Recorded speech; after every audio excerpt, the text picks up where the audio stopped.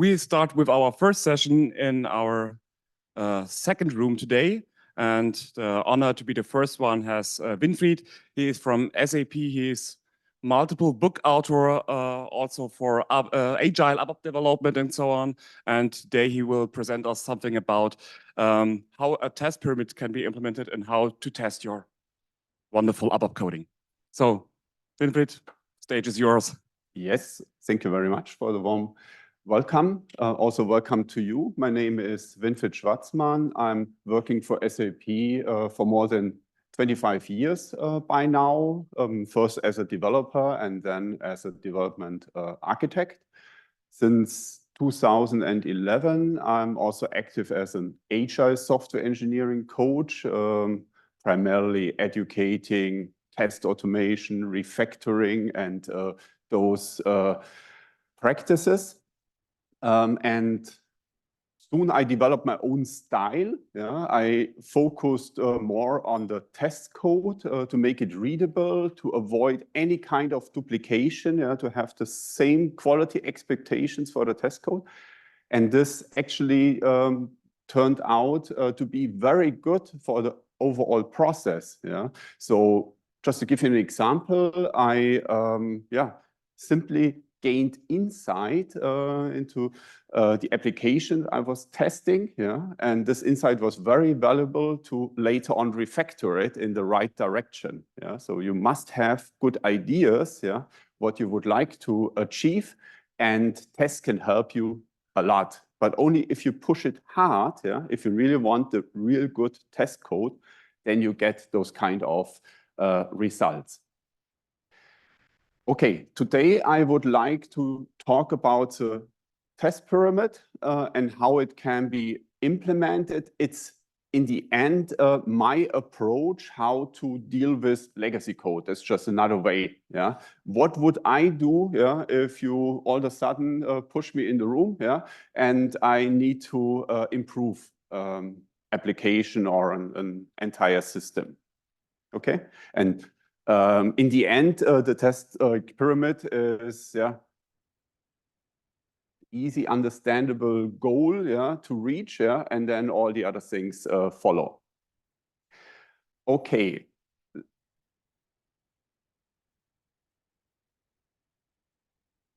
Once again.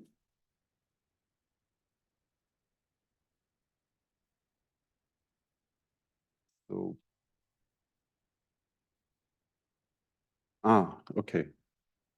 Okay, and then it should work. Thank you very much.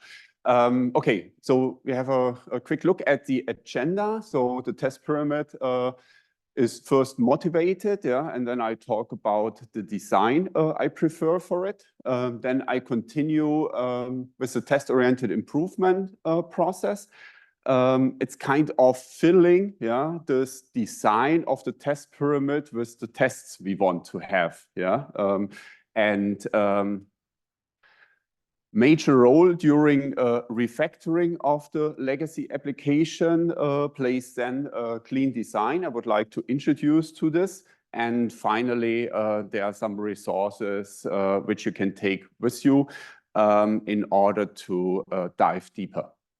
Okay, then let's get started.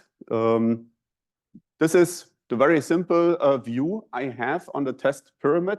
We're not talking about the entire system with UI and different technologies. No, it's just backend ABAP code, but maybe really large one, old one, and so on. Okay, and the reason why we have here three layers is, I think, the following. We have a natural need to divide and conquer our application. And so we have three levels there very often. Also because unit component application, the language supports us in these three levels. So the unit corresponds to the class. The component corresponds to the package or even main package, because I think small packages are good. Okay, so we might have a couple of these small packages in a larger main package, and we consider this a component. Okay, and finally, we normally have something like a structure package for the entire application. Okay, so this is how the language kind of supports or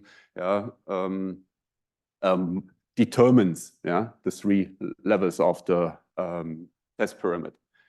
Plus, I mean, how do we organize work if you are talking about a larger application? There are, of course, the individual developers, or you know me, Azure Software Engineering. Yeah, I of course promote the pair programming. So we have the pair working on a class. Yeah, we have the Scrum team being responsible for a component. Yeah, and of course the project team consisting of multiple Scrum teams, maybe around the world. Yeah. Being responsible for the entire application. It's a very natural setup. And so you see the technical and the people part come together. Yeah. So it's, for me, natural to also have the test pyramid designed in that way with these levels. Because in the end, yeah, each Scrum team should be able to test its own work, yeah, independent of others. And if I have such isolated component tests, yeah, I can exactly do this. Yeah, and it also means I can continue my development even if the other teams are in trouble, maintenance load and so on. Yeah, just need those interfaces around my component. Yeah, and then I double everything, and then I just continue as a team. Yeah, I'm not blocked, and I can verify my results. And the same, of course, is true on the other levels. Yeah, if we have the unit tests and the application tests. Okay, yeah, this is just what I was talking about, and this of course increases the efficiency, yeah, because I'm not blocked at any time. Yeah. Okay, and last but not least, we have different kind of tests. I feel I have tests which aim at a full coverage with of my statements, of my branches with tests. Yeah, so this is what is realistic for units, for classes, and I also want to bring in the advantages of test design. So really thinking about what test cases are possible. If you know all pairs algorithms, yeah, which can reduce a large number of possible test cases, yeah, to a smaller set, yeah, which is still very effective, yeah, things like that. So on which level shall I bring in this kind of knowledge, these techniques? Yeah, this is exactly on the component level, yeah, because there the space is already this large, yeah, and yeah. Whereas on the application test level, yeah, I would like to implement the customer scenarios, or at least the ones the product owner told me, yeah, which are relevant out in the market, the reason why we start all the development in the beginning. Okay. Was this understandable? Any questions related to this? Not? We immediately continue with some further benefits. Now we have the isolated test pyramid, yeah, in the title, and this is very important because I cannot recommend anything else. Yeah, all the advantages are gone, and you just run into trouble all the time. Yeah, and further benefits are you keep the runtime low. Yeah, if you're not connected to the database and so on. Also, if you have many small tests, yeah, and only use larger tests if necessary, yeah, this also keeps the execution of the test suite low, yeah, and this is very important during refactoring, yeah. If a test suite takes very long, you won't execute it frequently during refactoring, yeah, but this is exactly the opposite of what refactoring is all about, yeah. So you should be motivated to run it every few minutes, yeah, and then of course you don't want to wait. Yeah, so runtime is really important, and only isolated tests can deliver this. And defect localization means the following. Yeah, if there is any issue in the system, yeah, I would like to have a red unit test. Yeah, because then it's a very small scope. Yeah, and I find it immediately. I don't have to discuss it with many other developers or even Scrum teams in other time zones and so on. Yeah, so that's why we would like to have this really good and broad coverage with unit tests. Yeah, to improve the defect localization. Okay, but sometimes it's just about the different interfaces and contracts which are violated. Yeah, that's why unit tests are not enough. You need the component tests and so on. I think you know all this. Yeah, and last but not least, yeah, it forces me to have a decoupled product design. Yeah, if every unit should be isolated, yeah, I of course need that unit to be decoupled from all the units around. Yeah, and the same is true for the components and the entire application in the system. Okay, then now about the design.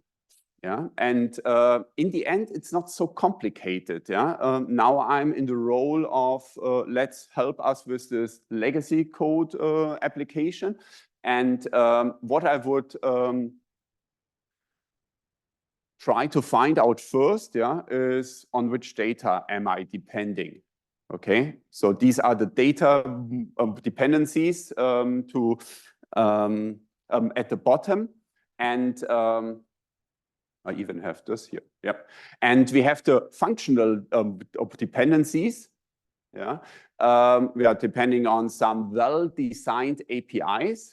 This is exactly the distinction I make here. Yeah, because if those or the other components are not well designed, I'm not able to isolate from them easily. Yeah, then I call it simply legacy.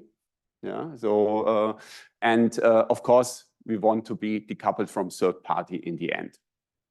Yeah, so this kind of overview is necessary before you start, and then I already talked about distinction of functional and data dependencies. You see it now here, and now we have to deal with the situation. Yeah, and this means I need to decouple wherever necessary and possible. Yeah, for sure the data access needs to be decoupled.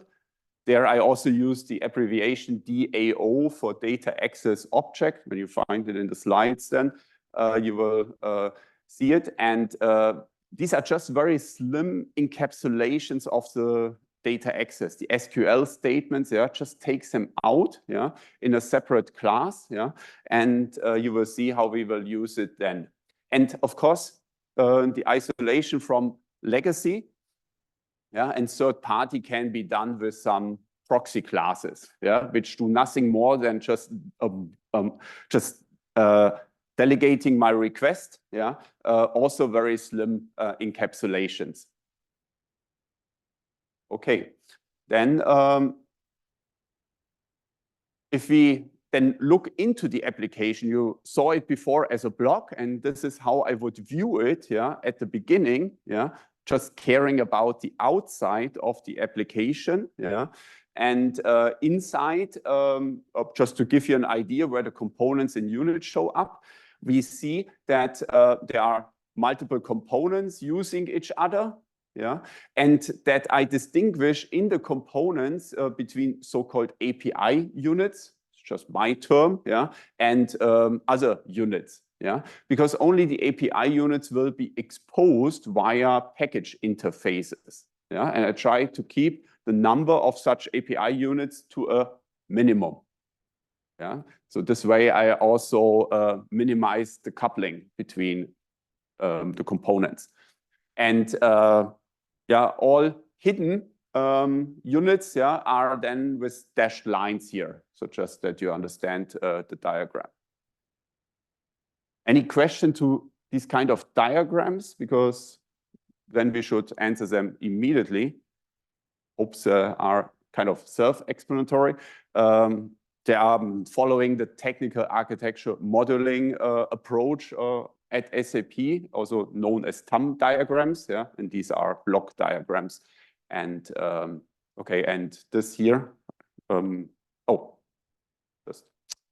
sorry, back is I'm requesting something from someone else, yeah, and that's it, yeah, it's just who is connected with who and who is requesting something from someone else. Okay, now I'm introducing some colors which will help us understand the diagrams I'm showing more quickly and more easily. Yeah, so everything around the test cases, the test classes, test method is blue. Yeah, what helps me to have this kind of clean test code, yeah, to avoid duplication, increase the readability, yeah, those kind of help methods and help classes, I put into the test infrastructure, yeah, and this is shown yellow.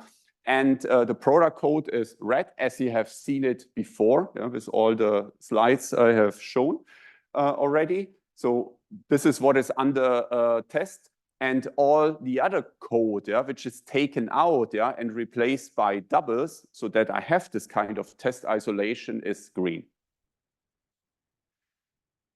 Okay, yeah, the point is I'm not testing my application, or the SQL statements are not part of my test pyramid.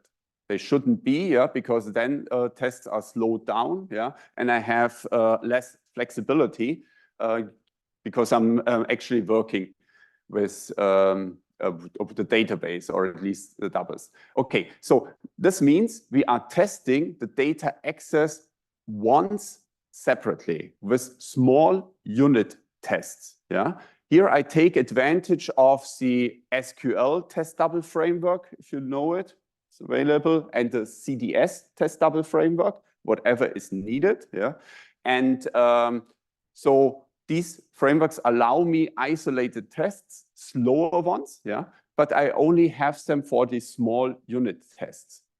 And actually, once this work is done, yeah, the SQL statements are written, yeah, and are fine, yeah, I normally don't touch them any longer, so I don't have to even include those tests in my refactoring runs. Okay, so I can keep them outside, run them every night or something like this would be fine. Okay, so the slowest part is out, and what remains, yeah, is now for the whole application, and this is what I consider the test pyramid scope. Yeah, what the test pyramid is really focusing on. Yeah, it is not focusing on the data access. This is an important message. Yeah, testing the whole.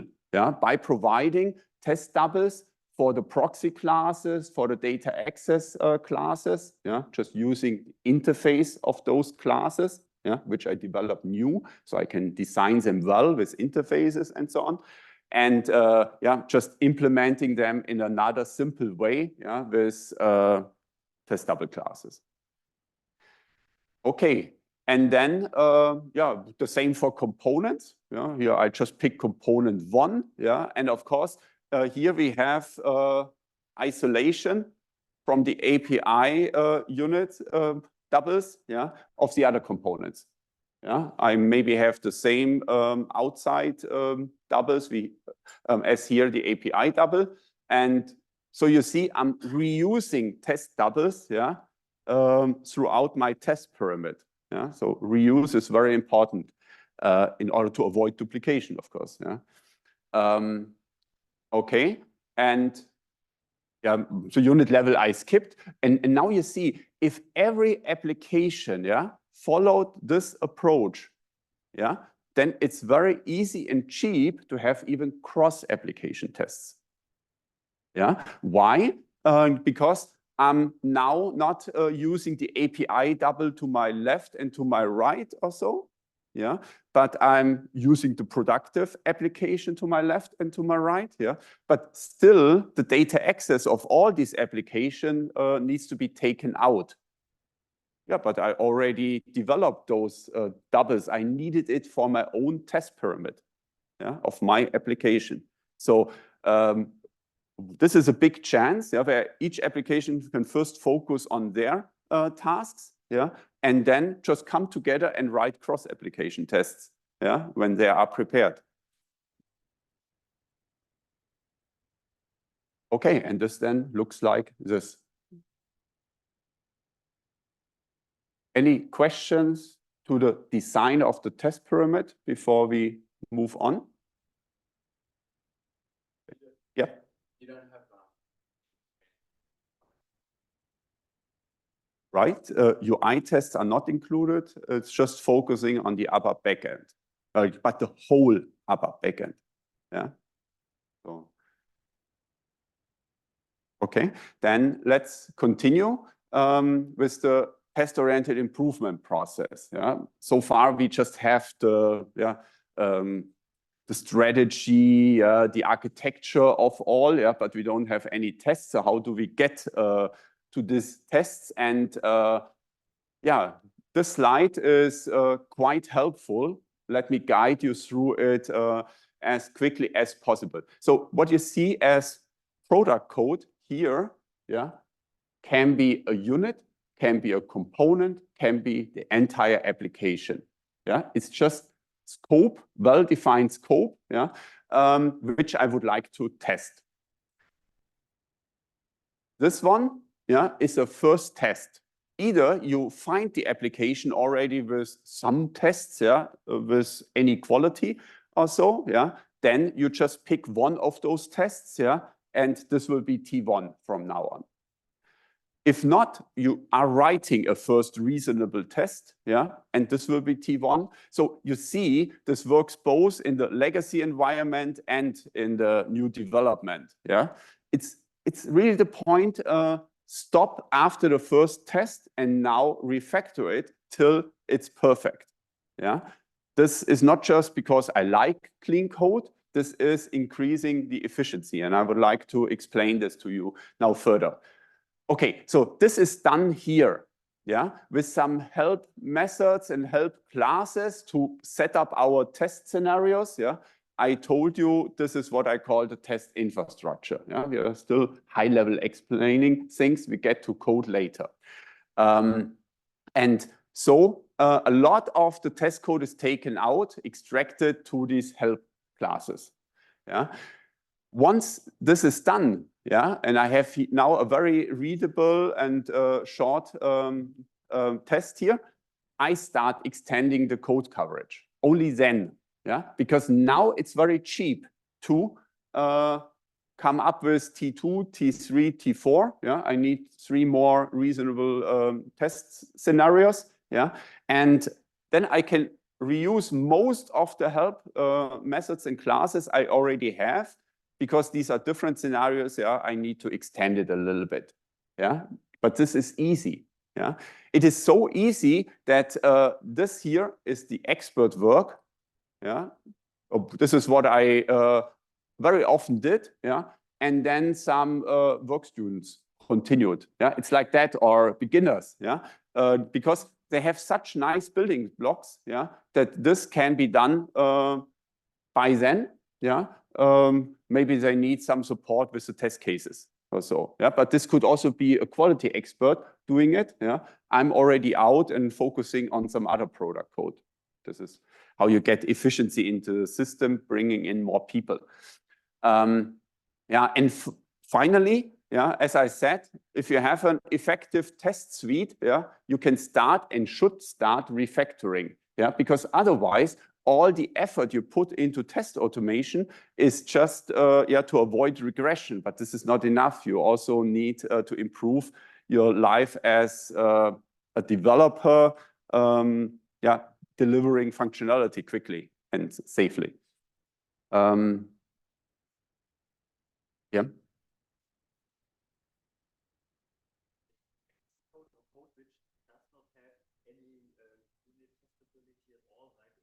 Mm-hmm.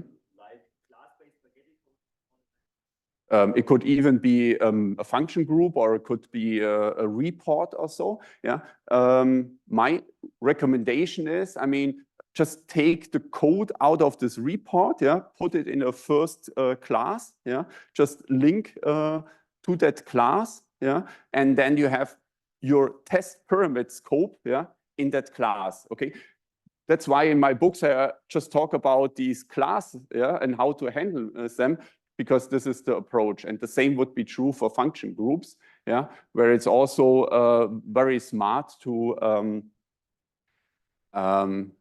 extract it to an environment which is more friendly. Yeah. Is this answering? Yeah, exactly. So this is what I skipped here on that slide. Yeah, if we are refactoring this product code, yeah, extracting some parts to a new class here, for instance, yeah, then of course we should look for an isolation, yeah, to just test that product code with some tests. Of course, also have some tests for this one, separate ones. Is this the kind of isolation you're looking for, or okay? Actually, I have difficulties to see how late it is, just to be sure. 15 more minutes. Okay, yep, this should be okay. So let's continue. Yeah, here. So we are now looking in the beginning at this kind of code, yeah, and then at this kind of code. So this is what the colors are for. So you see first the light color on the left side. Yeah, this is just a test method. The first T1 test method as we find it. Yeah, and yeah, so how could that one look like after we extracted stuff to the test infrastructure? And this is over there. Yeah, there are just 4 statements. We don't have to understand now the statements. Yeah, but what you should understand is the following. See how help methods like that one, yeah, and also this one, yeah, is repeatedly used. Yeah, and here we also have assert only safe changes, and here we have only unsafe changes. So of course T2, yeah, has a different flavor. That's why we need it. Yeah. So, but you can imagine how easy it is if you have this one already in your test infrastructure to provide that one. Yeah, these are just little variations. Yeah, so the big work is done here. Yeah. Okay, and the same for the other ones. That's why it's so cheap to extend the code coverage. Yeah, but so expensive. Yeah, to come up with this design here. Okay, and just a remark, this is what I call test-driven maintenance. Once you have this done during development, yeah, every issue which comes in, yeah, can be immediately covered by a new test T5 because it's cheap. I already explained it to you, okay? So you bring yourself in a very good situation for the maintenance part of your development. Okay, now we have a look at these two. So at this part especially. This is now just giving you an impression. Yeah? It's also taken from my book, yeah, where I have this quite challenging problem of highlighting updates on the UI, yeah, and what the backend has to do with it. And yeah, so this is how it looks like, yeah, if all the code is in the test method. Yeah, so this very lengthy technical implementation we saw before.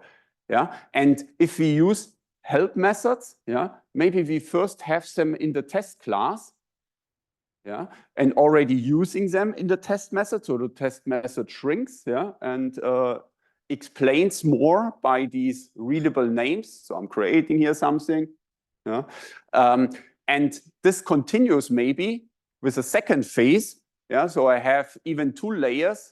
These are the methods we are immediately using in the test method, yeah, and these are then methods which support even those methods. So I get things already organized, and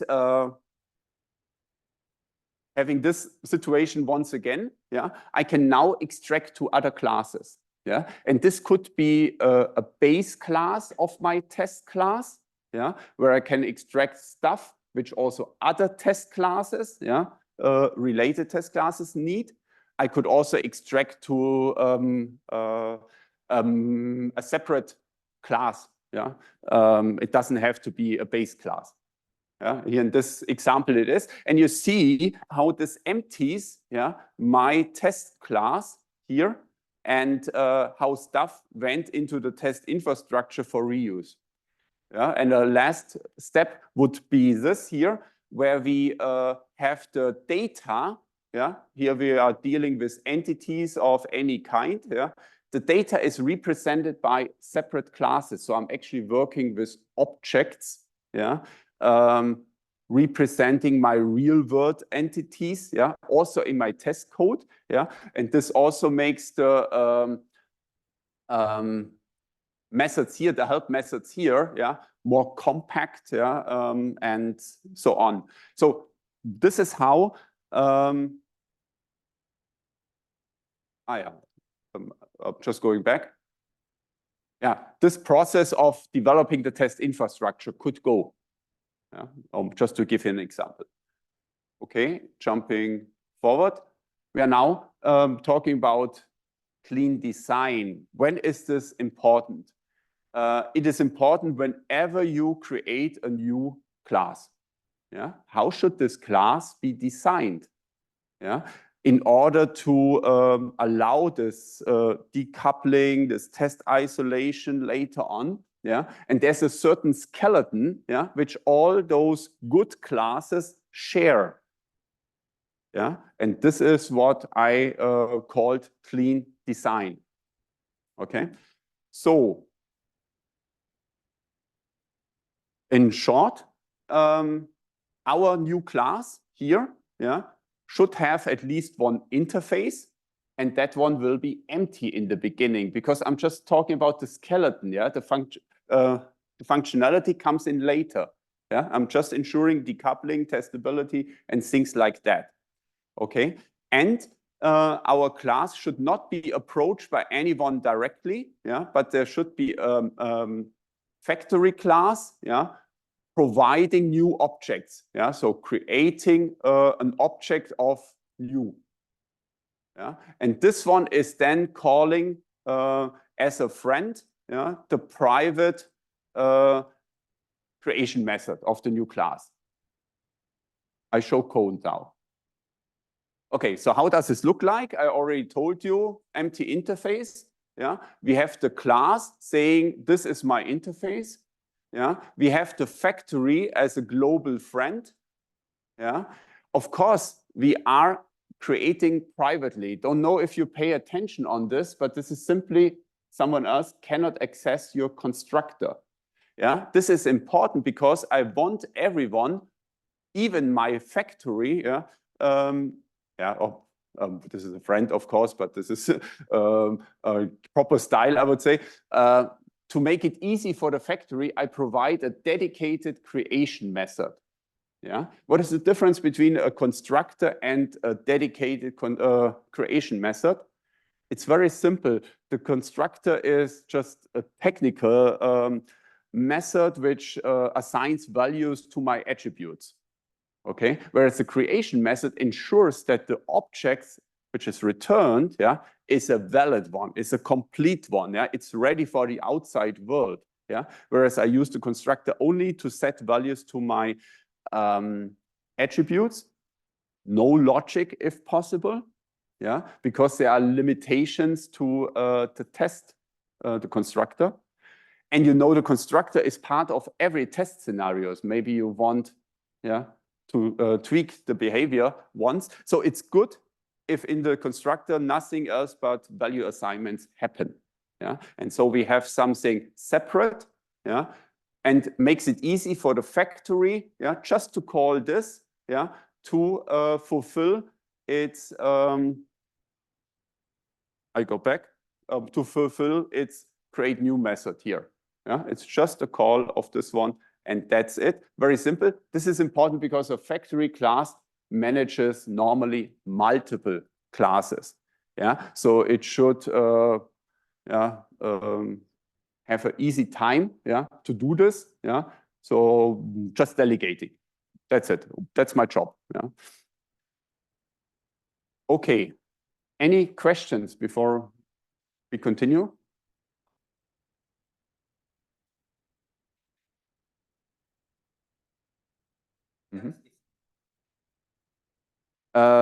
No, because in the end, we don't want any other class to know the name of your class.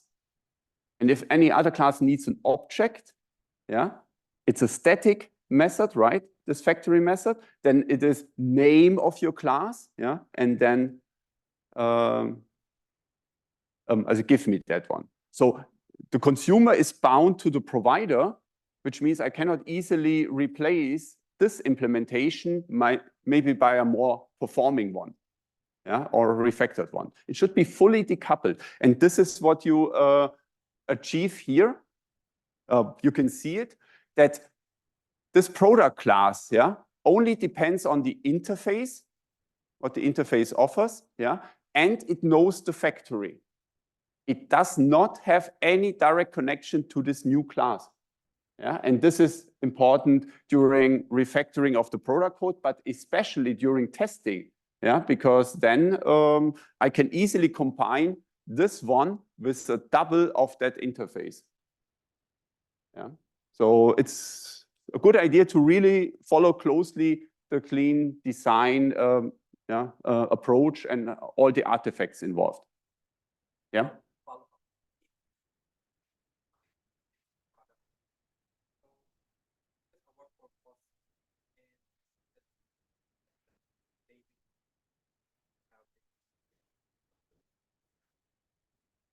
Or is it more of like, because, you know, if we're building a product, then it makes sense, or if it's customer code, what's your recommendation?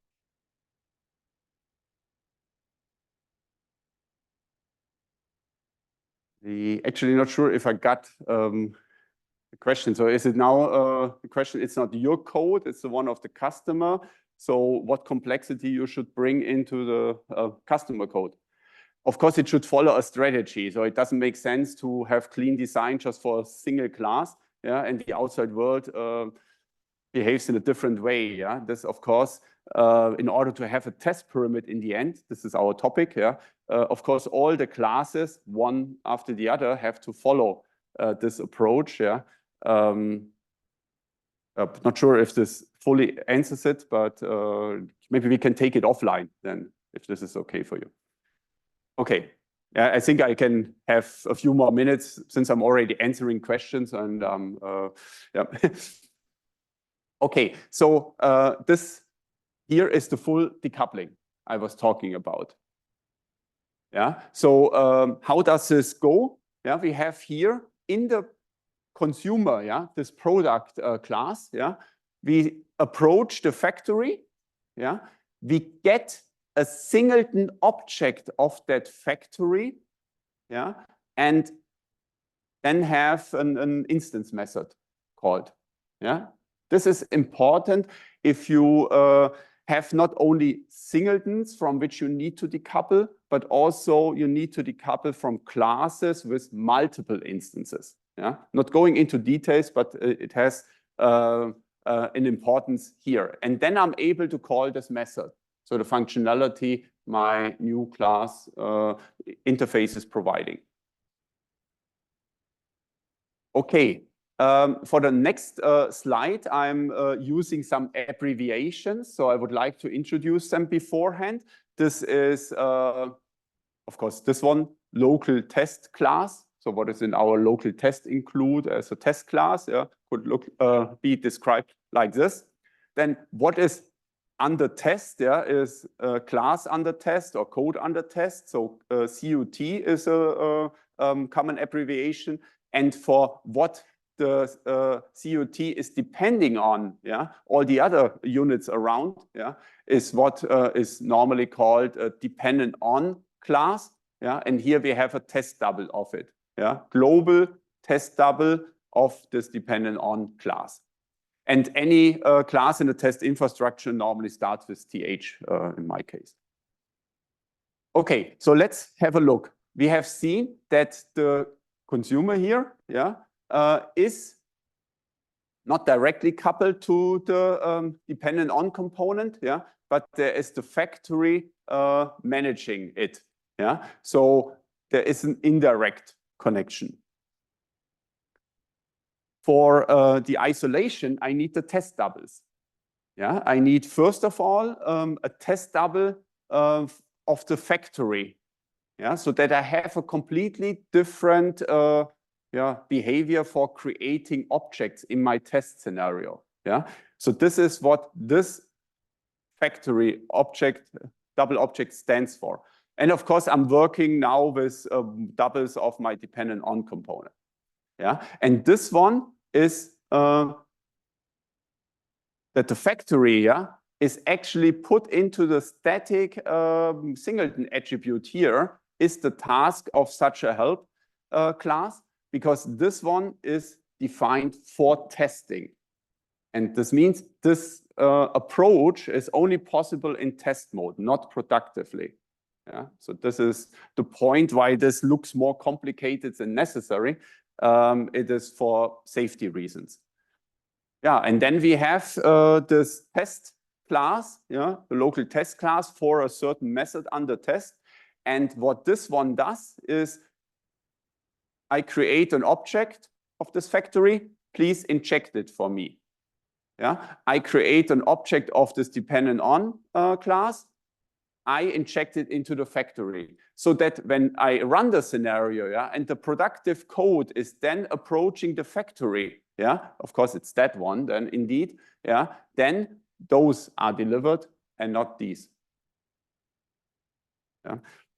It's maybe a little bit difficult to get all this done. That's why there are also resources. Okay, and this one I skip now. This is one level more, I don't think. And this is showing how our packages should be designed. Yeah, because we should have in our package interface an external factory, which just provides the interfaces of our API units. Yeah, this way we can hide all the other stuff. Internally, we also want to decouple all other classes from each other. Yeah, so they are also just getting objects of other ones via factories. So at least one internal factory. Yeah, so we have to separate this, yeah, to really have encapsulated packages. Yeah. Okay, that's all for the presentation. First questions related to the last slides, and then I just quickly show you some valuable resources to dive deeper.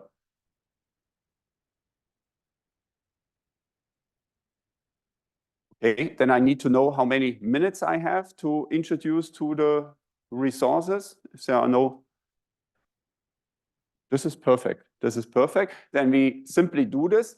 We recall the test-oriented improvement process. Yeah, that's a lot of stuff. I told you, especially that part is very difficult. Yeah, and so I have already published a book about it. This is the German edition.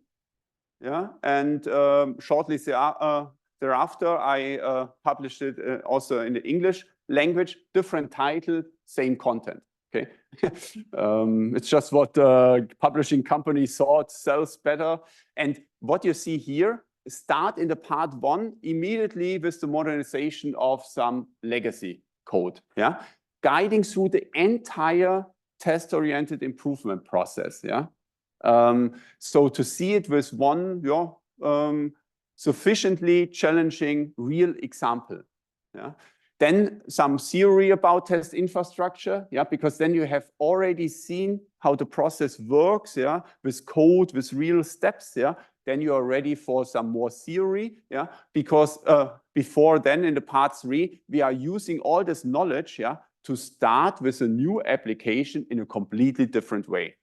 So just one word, it's possible then to implement a walking skeleton.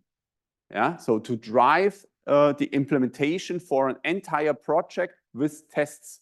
Yeah, so that the different Scrum teams and developers always have the same focus. Yeah, and then some methodological stuff. Yeah, more about pair programming, refactoring, test-driven development, also Scrum stuff, which I found valuable. And last but not least, also tools. Yeah, so there are the test frameworks explained and how you can do this kind of test-driven development in ADT. Yeah. No, is not included. If so, I'm actually working in that direction currently. Yeah, I wouldn't put it in that book, yeah, because this has a closure, but a new one. Yeah, so like testing RAP also. Yeah. Okay, so we quickly have to do so. The clean design stuff is covered in this ebook, and there is not only the theory but also a training. Yeah, so you can actually do it with exercises and solutions on your own or even in the team. The same is true for test data classes. I told you this object-oriented representation of test data. Yeah, so this is also with a separate ebook, also with the theory and the training. And last but not least, yeah, if you are then on this level, yeah, we can talk more about packages. Yeah, so how can packages be even refactored, yeah, while your development goes on? And I use this example of parallel processing to bring in enough complexity, yeah, so that it makes really sense to have this. Yeah, and this is the last resource, but that's the last one you should pick. Okay. You need clean design and test data classes before. Thank you very much for your attention.